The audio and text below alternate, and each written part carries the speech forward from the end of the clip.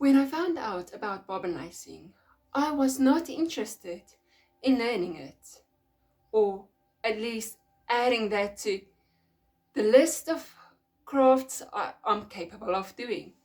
Then came the idea of making a dress and hand sew it completely, which will be a ball gown, and I've calculated it will take me roughly 950 hours to complete. Maybe I need to add some lace. Okay, what options do I have? I'm capable of tatting. Tatting will work for one of the two different layers of this ball gown to add lace for. What about the other one? Perhaps crocheting? The thickness of the thread to get the sizing I want is way too fine for my liking. Then there is knitting, and based on my skills in knitting, it will not translate as well as it needs to for knitting lace. That leaves me with weaving and spinning. Neither of the two I can use for lace making, but then the idea came back. But what about bobbin lace? Okay, that might be actually my best option. With the mentality that was drilled into me since I was young, buying anything on the internet is basically as good as a scam. Yes, I know it's not true anymore, but when I was young, that was the main reason why one would have bought something online or pay for something, was because it was a scam, and my mother drilled that into me. So I have not yet fully crossed that one. So I would like to avoid buying online whenever and wherever I can. That left me with either buying it local or making it myself. No shops in my area had anything to do with bobbin lacing, which means I need to make it myself. Okay, let me start my research. I can buy skewers locally. I have enough beads, or too much beads actually. So beads are covered, skewers are covered. I can make my bobbins. Problem 1. I bought 100 skewers, or there was 100 skewers in the pack, and I planned to do all of them. That left me with what length? That left me with the length that I required for my bobbins. Based on my hands, the best fit is about 11 centimeters, or 4.375 inches. After I've cut my bobbins, I started to check based on my beads. What beads will work with my skewers? I was limited to 2 options. Those 2 types of beads was limited as well.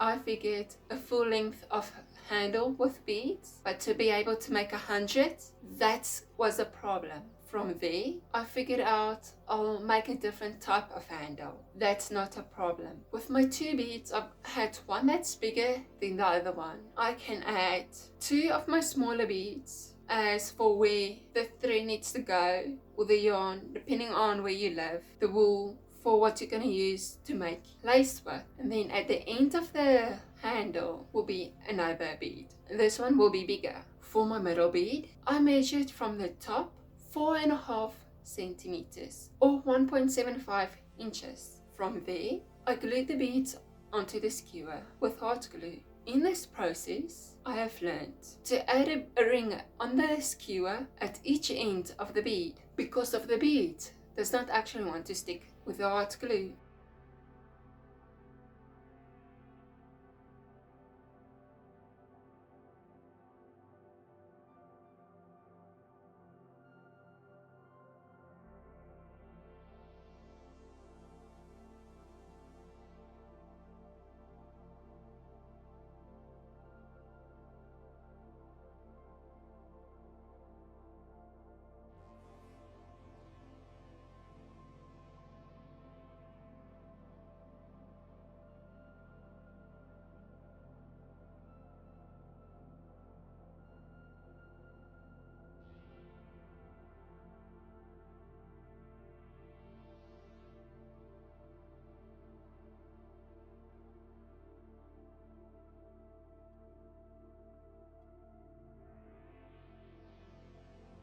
This left me with a handle. Since beads was out of the option for the handle, the other option I had was to add paper.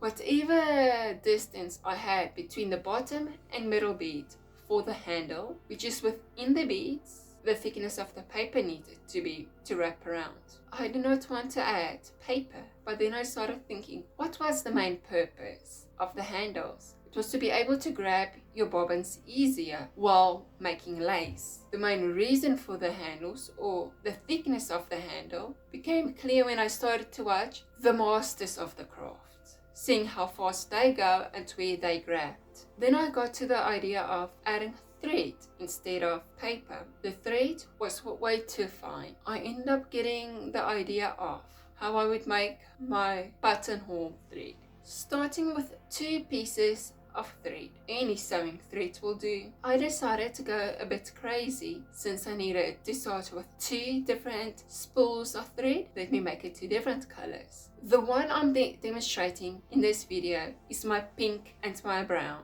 I started with a base length of 22 meters, or if my calculations are correct, 55 inches.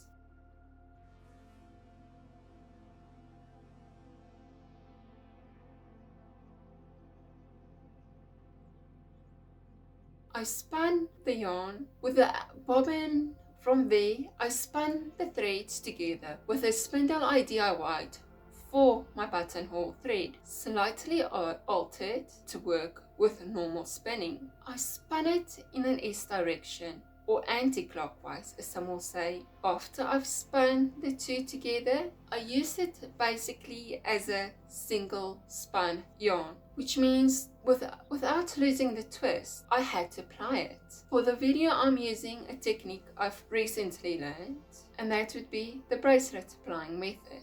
Although I originally used a different method, but for size-wise and the amount of movement of the camera, I stick to something that's easy and small that won't require me to walk at least 10 or 11 meters. After I've created my plying bracelet, I spun the yarn in a Z or clockwise direction, stopping after each length to make sure that there's no energy left for the thread to want to continue spinning.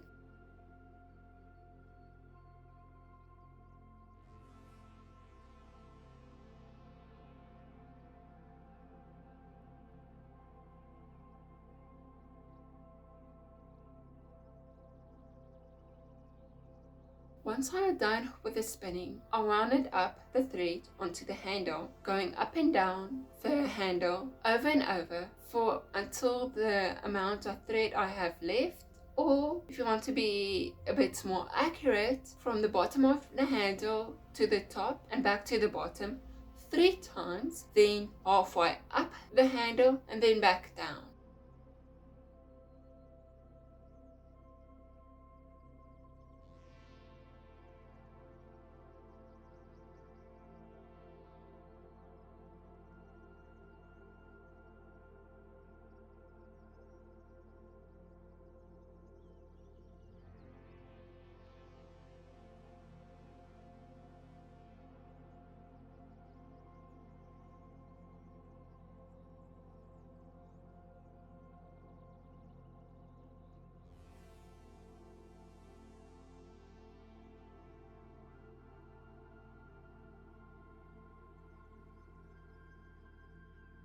After you cut the thread and whatever might be remaining, since I accidentally did 24 meters to start with, once everything is done, it's time to add your glue. I do not apply 1 layer, but 2 layers in total.